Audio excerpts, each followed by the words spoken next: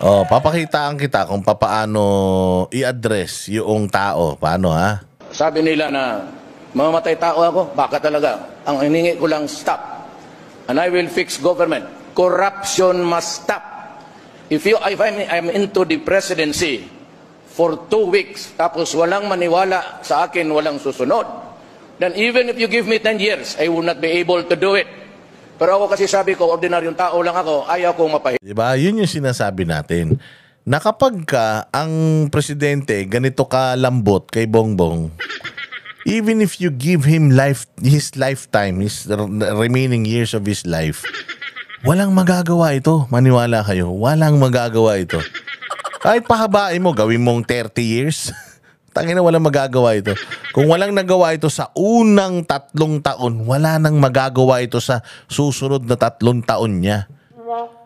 Oh, sabi nga ni ni Duterte, kung wala akong magagawa sa loob ng 2 buwan, wala akong magagawa sa loob ng mas mahabang panahon. Oo.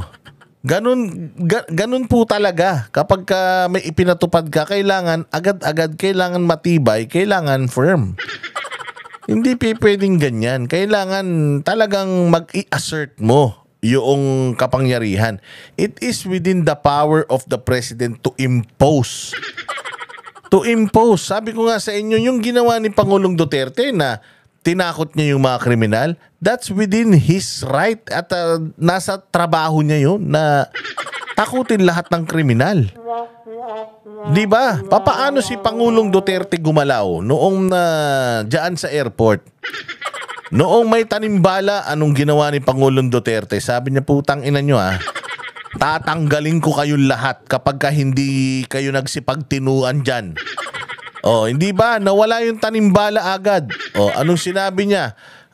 Kapag noong nagpunta siya doon sa airport, nakita niya yung mga tao nakasalampak sa sa simento, yung mga OFW. Nagalit siya. Sabi niya, ano 'yan? Gusto ko hindi niyo tinatrato yung mga Pilipino na ganyan. Gumawa kayo ng lugar. Kung walang lugar, putya yung Jollibee, tanggalin nyo yan. O yun ang ginawa, sinabi niya. Tanggalin nyo yung Jollibee dyan. Lagyan nyo ng mga upuan yan para may upuan yung mga tao. Hindi pwedeng walang upuan yung mga tao. O syempre, sabi nga ni Tugade, magpo-procure ka na naman ng upuan.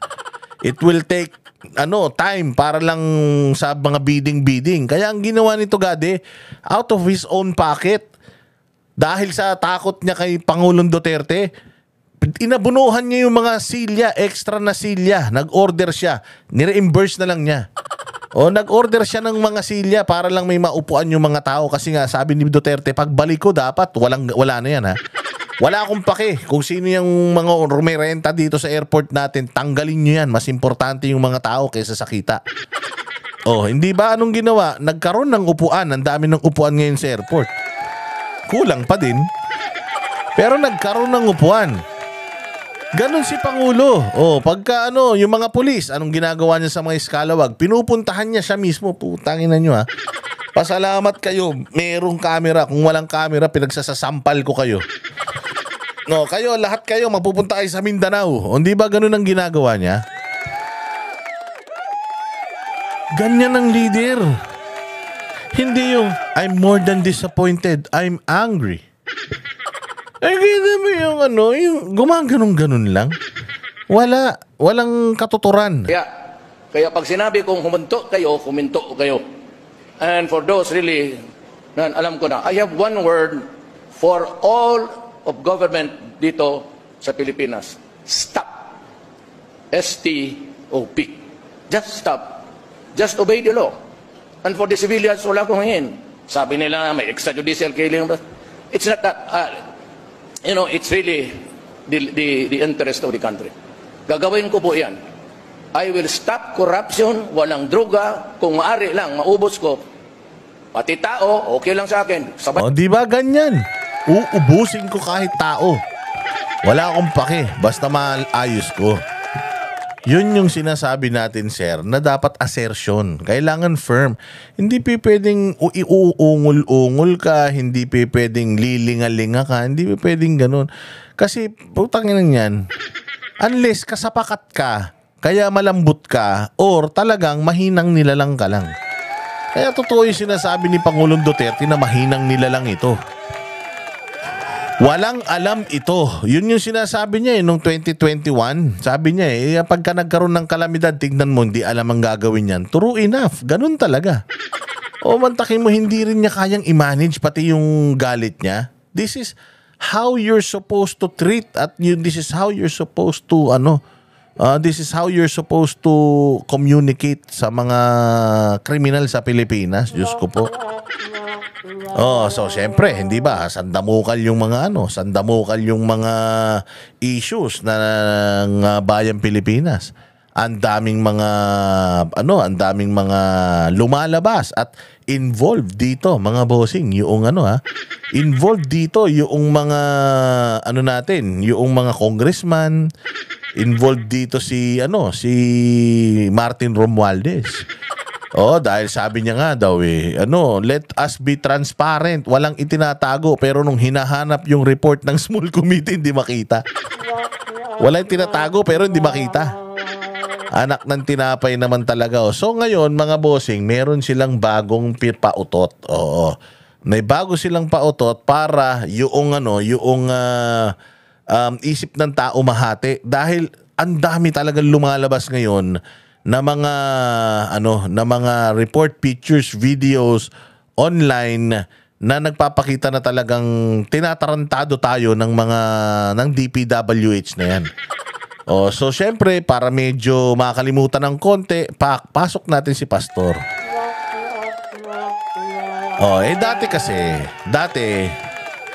Dati merong Bantag. Pagka may iskandalo sila, si Bantag. Pag may iskandalo sila, si Bantag. Nung hindi nila mahanap si Bantag, si Tebes naman.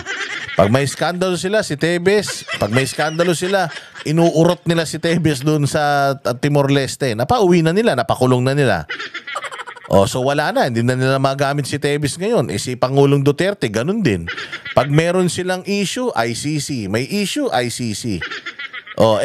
Napadala na rin nila si Pangulong Duterte ron. Hindi nila alam kung paano nila i-divert yung isip ng mga Pilipino sa issues na kinakaharap natin ngayon. Eto na.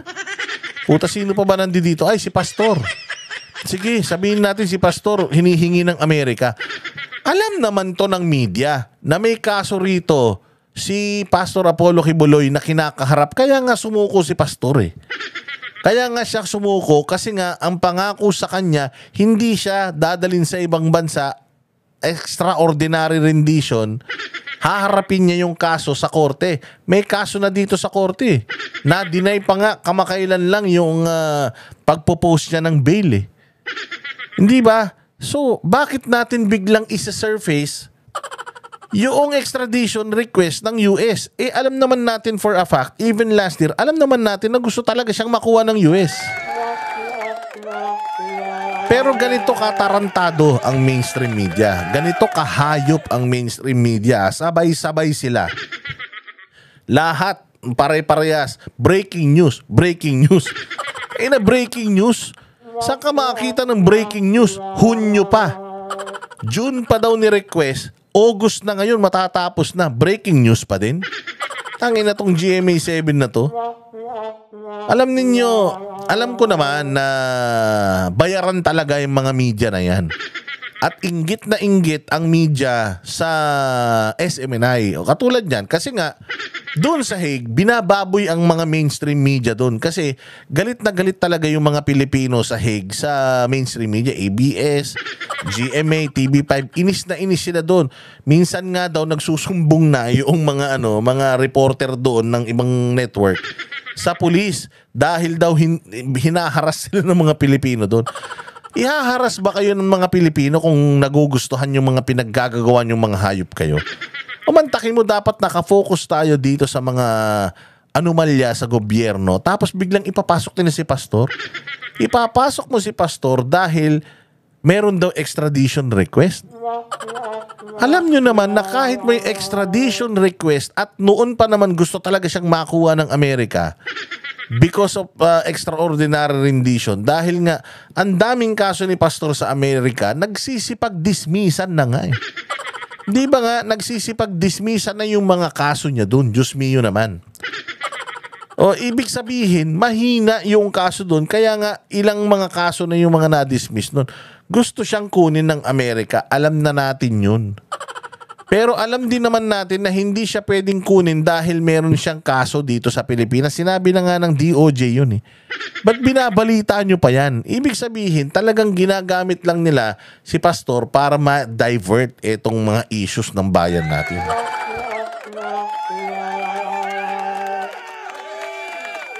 Ano bang kailangan para ano? Anong kailangan para tayo ay ano, para ikaw ay ma-extradite?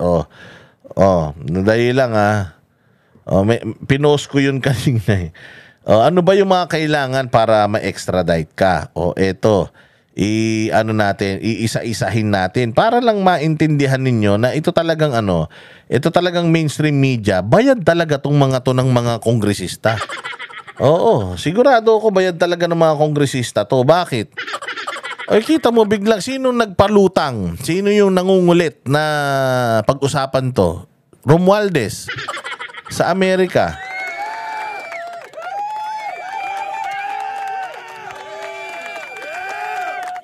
Ayan ang extradition kailangan muna mag-request ng foreign state. Tapos dadaan sa DFA, i-review ng DFA, and then idadaan sa DOJ for evaluation. Tapos after ng DOJ, examine ng DOJ, ifa-file pa yan sa RTC. Ifa-file pa yan sa RTC. Pag i-final yan sa RTC, considering na wala kang kaso dito sa Pilipinas. Pag final pa yan sa RTC, bibilang yan. Siyempre, pagka nag-decide ng RTC, may motion for reconsideration yan. Sandamo ka lang ng dumating ng Supreme Court yan. Tapos kailangan, pirmado, aprobado ng presidente yan.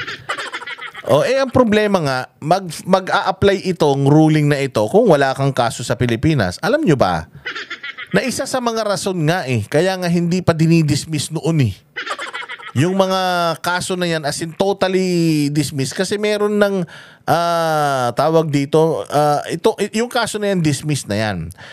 Nag-appeal lang. Kaya nga hindi pa nire-reject yung appeal. Kasi nga isa yun sa mga rason para hindi siya mapadala dun Dahil wala naman talagang kwenta yung mga kaso niya dito sa Pilipinas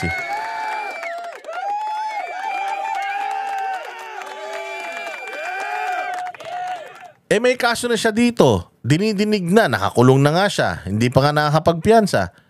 So bakit natin isi-surface itong usapin na ito? Isang smoke screen na naman ito. Isang pagtatakip na naman ito. And this is an attempt para guluhin na naman ang isip ng taong bayan. Ang masaklap, itong media, pumapayag sila na ginakasangkapan sila para yung mga tao malihis ang atensyon doon sa talagang totoong issue ng bayan natin Pilipinas. Diyos ko. Kami ang boses ng masa, hindi natatakot. Katotohanan lang, di kami nalulunod. Walang bahid ng sismis, lahat ay totoo. Kahit sino ka pa, pag mali ka babanatan ka. Walang pinipili kulay, wala kaming kinikilingan. Basta para sa bayan, kami lalaban. Pagdama palapakan, pag mali banatan. Di matitinag, di matatakot, para sa bayan tuloy ang sigaw. Sa harap ng kamera, walang halong takot. Mga baluktot, lahat kayo'y tutumba. Ang hustisya at totoo, yun lang ang mahalaga. Kahit sinong harang, di kami matitinag. Walang pinipiling kulay, wala kaming kinikilingan. Basta para sa bayan, kami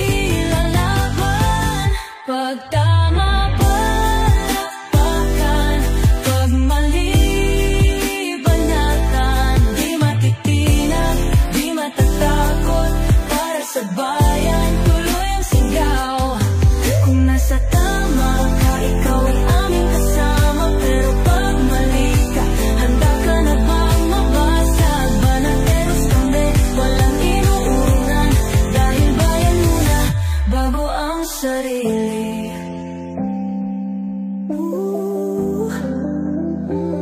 Bago ang sarili.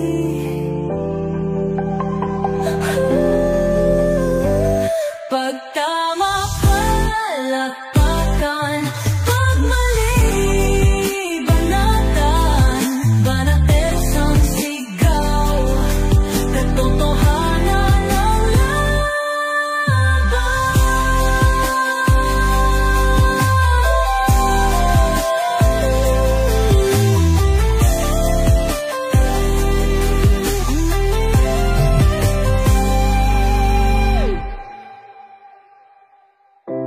sa harap ng kamera,